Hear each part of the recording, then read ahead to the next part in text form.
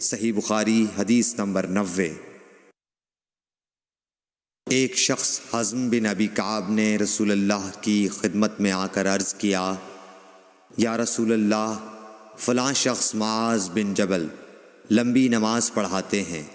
اس لیے میں جماعت کی نماز میں شریک نہیں ہو سکتا،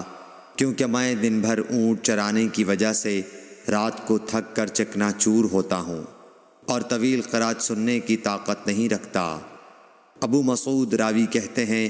کہ اس دن سے زیادہ میں نے کبھی رسول اللہ صلی اللہ علیہ وسلم کو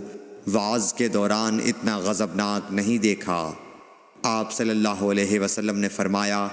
اے لوگو، تم ایسی شدت اختیار کر کے لوگوں کو دین سے نفرت دلانے لگے ہو، سن لو، جو شخص لوگوں کو نماز پڑھائے تو وہ ہلکی پڑھائے، کیونکہ ان میں بیمار، کمزور اور حاجت والے سبھی قسم کے لوگ ہوتے ہیں۔